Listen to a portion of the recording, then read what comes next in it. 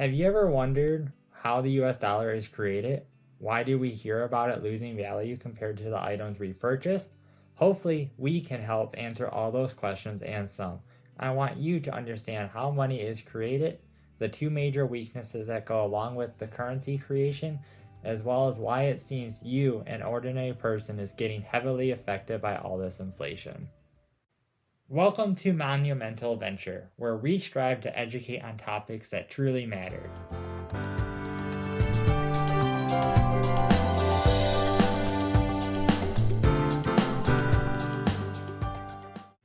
The first step is understanding how money is created. When the government wants to create new currency, they go to the Treasury, who then offers IOUs, which are known as Treasury bills and Treasury bonds. Then the Federal Reserve has to agree to purchase those IOUs, and in exchange, the Fed provides the Treasury with the cash they need. The Treasury now has currency fresh from the printer, and the best way to inject that currency into circulation is to spend it. The newly spent currency magically goes straight into your wallet, and like a good person, you deposit the currency into the banking system. Up to this point, the creation of currency is simple enough. This creation is child's play compared to how the banks can multiply currency that is held in your account. That is due to the fractional banking system that we have in place.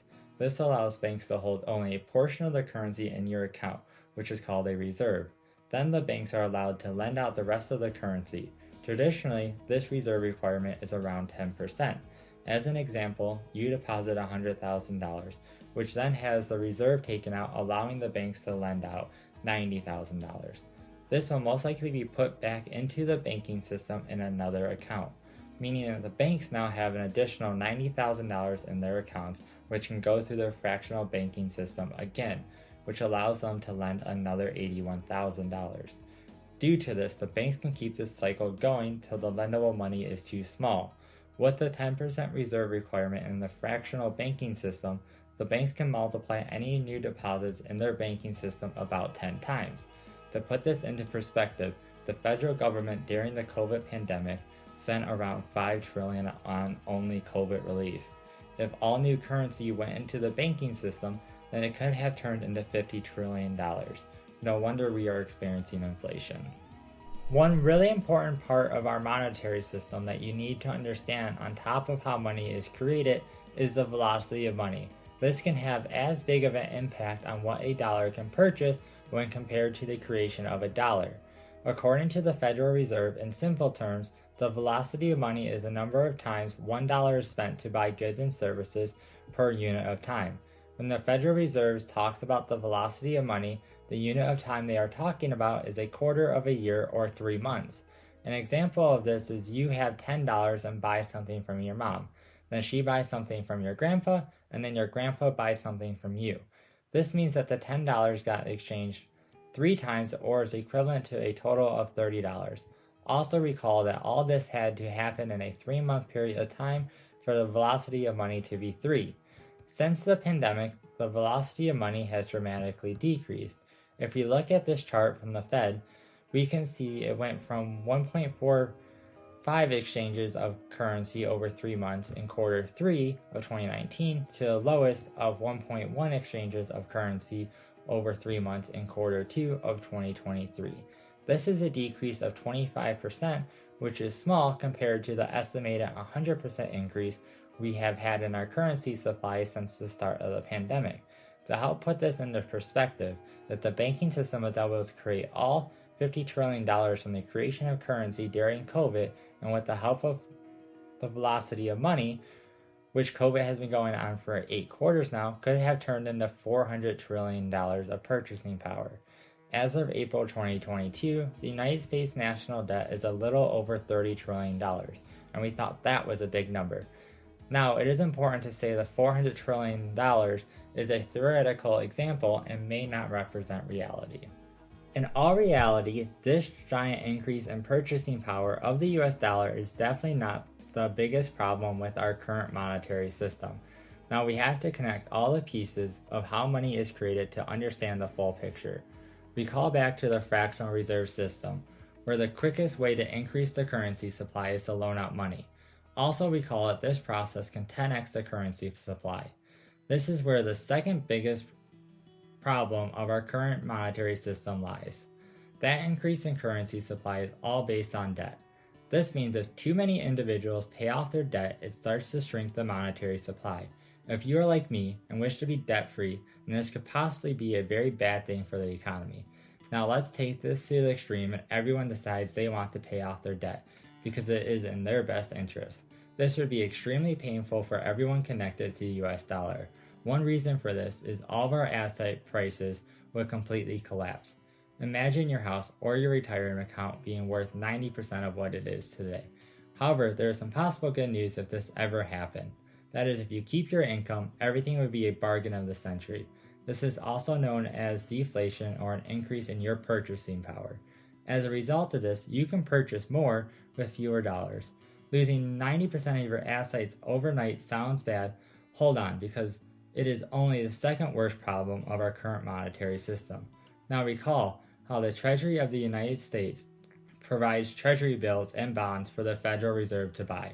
This means that the initial currency creation was also created from debt. If you don't believe me, look at a US dollar and you will find the words Federal Reserve Note. Note stands for the right for the Federal Reserve to collect collateral for dollars it lends out. In other terms, this means that in order to pay back a dollar, you need a dollar to pay the interest on a loaned out dollar. However, there can never be enough dollars to pay off all the dollars in circulation, since all the dollars are based on debt and must be paid back with interest. Let me explain it another way. At its best, our current monetary system cannot value a house unless it has a mortgage, or a person if they have no debt. To understand this concept, let's look at the worst case scenario for the monetary system again.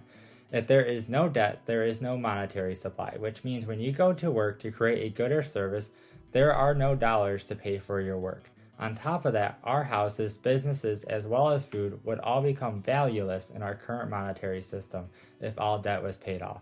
Now, I do believe everyone watching this video is smart enough to make the connections that those things will always have some sort of value. That is because we humans need those goods, services, houses, businesses, and food to survive, as well as maintain our standard of living. Since every dollar is based on debt, the only way to keep our monetary system going is to increase the debt the government and society holds. That means you, everyone you know, and I need to keep going more into debt to help the system from collapsing. That is due to the fact that if the currency supply does not keep increasing, then the interest on the debt becomes too expensive to pay. This is the real reason why inflation, devaluing of the US dollar, has to be built into the monetary system. As an added bonus to this monetary system, the Federal Reserve and banks technically own every asset in the United States because they are the lenders of all the debt. If we all default on our debt, they have the rights to the ownership. This is even true if you own your house due to the fact that a dollar itself has to be paid back with collateral.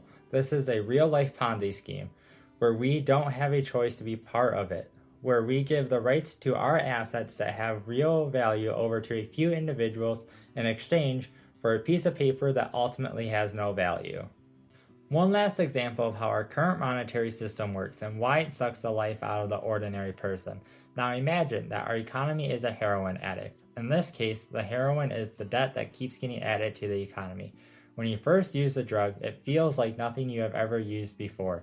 It makes you so happy, fixes all your instabilities, and makes it seem like all your problems vanish. Then it starts to wear off and life seems dull, so you take another hit of heroin. Over time, you keep doing this, and each hit doesn't seem to be doing as much, so you have to keep doing more and more heroin to get the same effect. Until one day, you take too big of a hit and overdose. Luckily for us, we had a paramedic bring us back to life. In this case, the overdose was a 2008 financial crisis, and the economy got saved.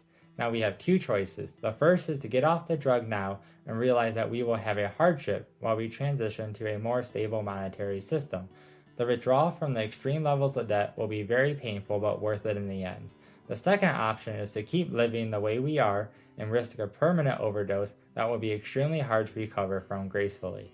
Hopefully this helps you understand the insanity that we are currently going through economically. On a side note, we ironically covered the easiest way for us to deal with our current inflation problem. Everyone just needs to pay off some debt. This would decrease the money supply, which would increase the purchasing power of the US dollar, which would cancel out inflation that is going on. I hope this greatly increases your understanding of how the US dollar is created and its major limitations. However, I do have to mention one key detail of our whole monetary system that changed in March of 2020. Recall the reserve that was set at 10%, which was part of the creation of the dollar. Well, in March of 2020, the Federal Reserve got rid of that reserve requirement, meaning banks could create as much currency as they wish. This means that when you take a loan out, the currency that is provided most likely has never existed before that loan was created. Keep your eyes open, ears alert, and moral principles intact. The world is changing, but we need as many people to help make sure it transforms into a world that benefits everyone. Have a great day, and never stop educating yourself.